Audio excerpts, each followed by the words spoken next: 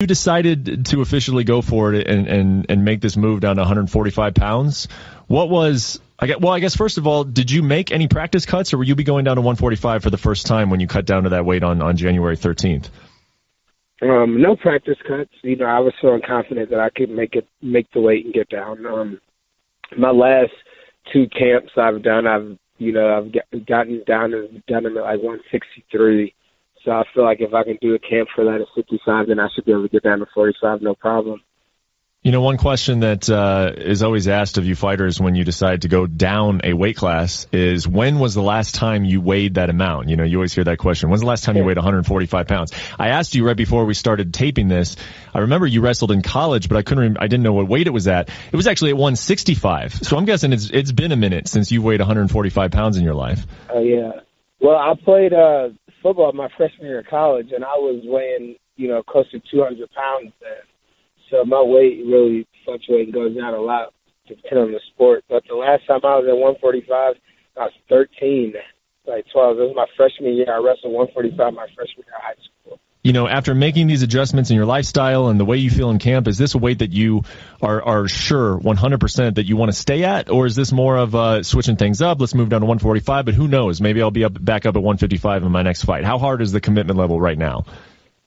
I'm all in. I'm all in at this weight class and this weight right now. I want to get up to the title and take that title away from Max or Frankie or whoever has it at that point.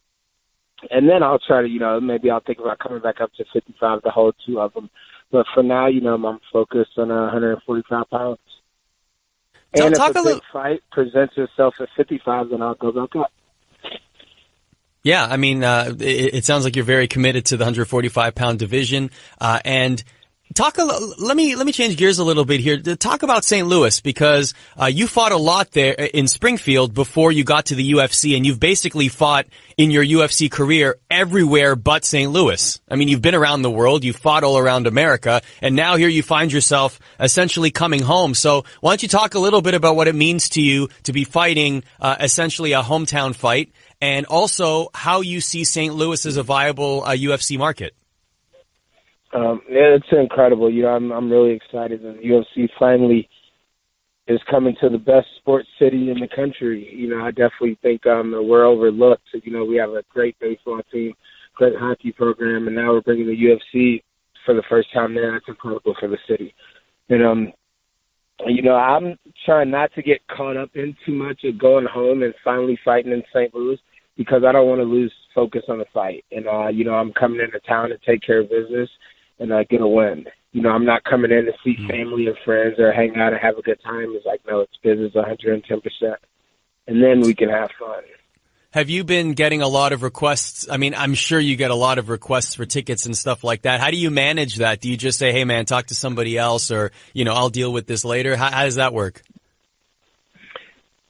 I'm very fortunate and blessed to have a good group of friends and family that all took the stress off my shoulders, and all took that impression. They're handling it all for me. So if anybody has questions, they go right to my best friends and my family, and, they just all want me to focus on the fight and what I need to do to win. How often do you go back to St. Louis, Michael? Were you just there for the holidays, or has it been a minute since you've been back? Yeah. Actually, I missed the holidays. I've been in training camp, and you guys know how that is. Holidays really, they tend not to exist in the middle of training camp.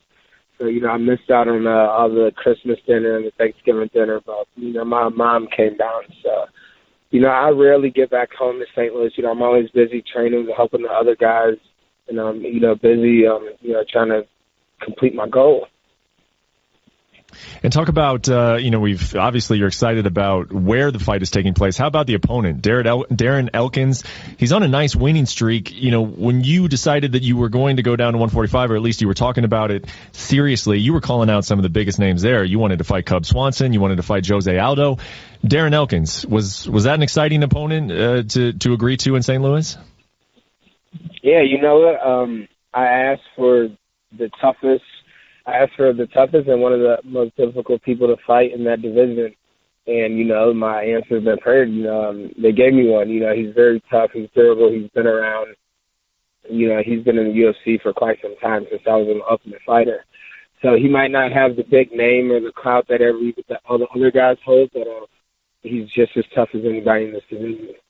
Is that when you say tough? Are you referring to he's tough, skill wise, that he presents challenges, or when you say tough, you mean he's just a tough, durable guy? Because I think that's a big part of his reputation, right? Yeah, and that's what it is, and he's he's not gonna shy away from that. That's what he is. He's not the most technical guy or the most skilled guy, but he's very tough. And that gets him wins, and it gets guys in bad positions. And what I need to focus on, and when I get him in a bad position, to stay calm and relaxed, because that's where he fights. That's where he's good at. Just like somebody's good at wrestling or striking, he's good at being tough and taking punishment and fighting back. Michael, you found yourself in many different situations in your UFC career. You're going down to featherweight now. You've had extensive winning streaks. You've been in main events. Now you find yourself having lost 4 of the last 5, hitting the reset button, going to a new division. How do you manage that mentally, and do you feel any pressure at all with that? No pressure. I'm not thinking about, my last 5 fights or, what I've done. I know that I'm not in a very good position right now because of the losses that I've taken. But on the other hand, I also know that those losses came really close, really, really close, even though it doesn't count. Some things happened. It didn't go my way, and I ended up losing. But fight of the year candidate, another guy was, the best lightweight in the world with Khabib.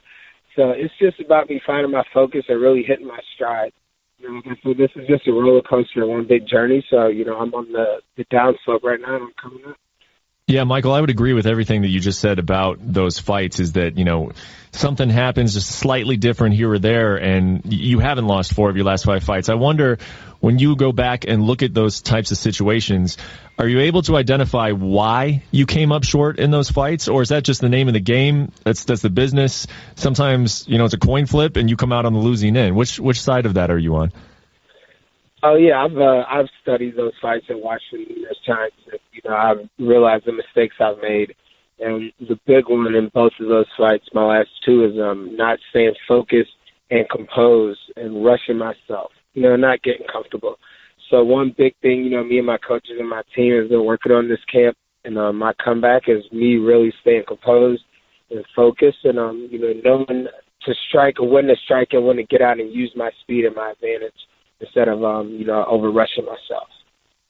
You fighters don't always appreciate this, but I'm a fight reporter, so I'm going to ask you to go ahead and look past next weekend and say, if you get a big win in St. Louis, your hometown, let's say you finish Darren Elkins, what do you think is next for you? I mean, you were calling out the biggest names of the division before you even dropped down here. After a win over Darren Elkins, who will you be calling out? Who's interesting to you?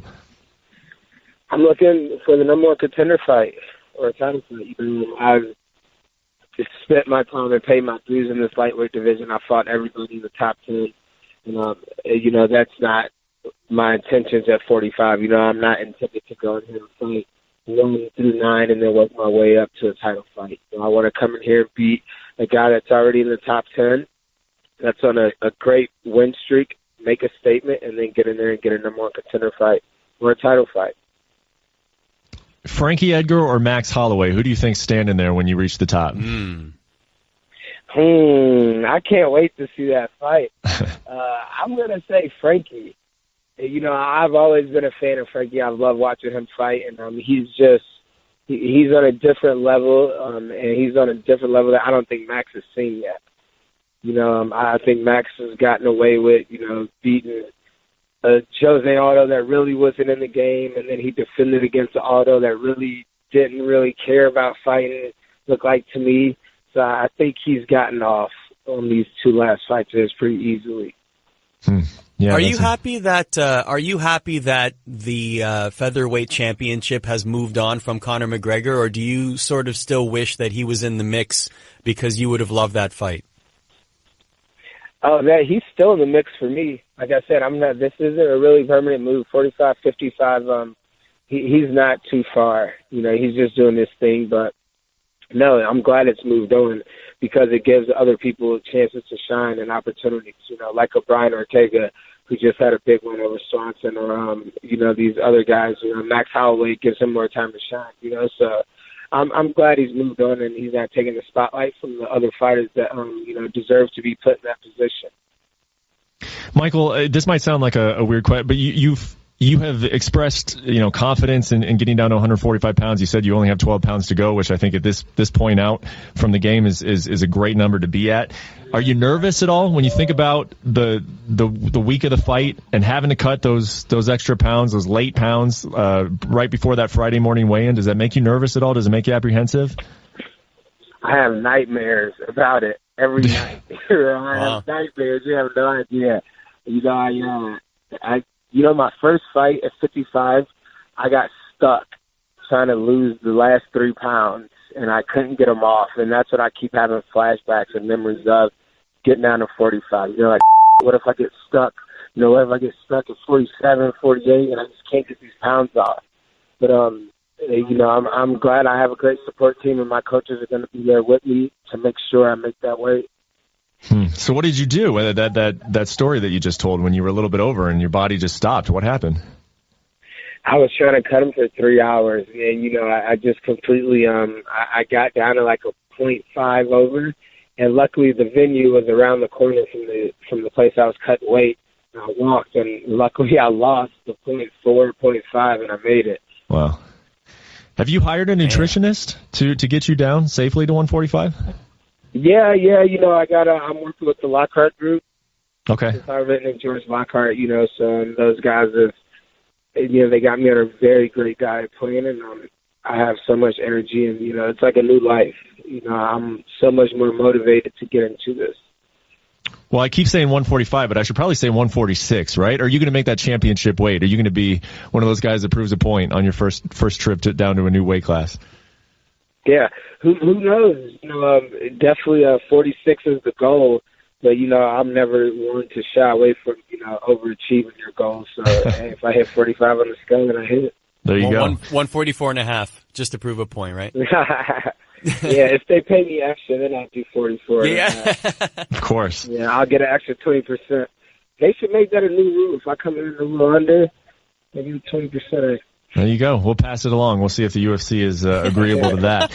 Hey, last thing I wanted to ask you about, I think the MMA world is buzzing a little bit about Khabib's performance against Edson Barboza.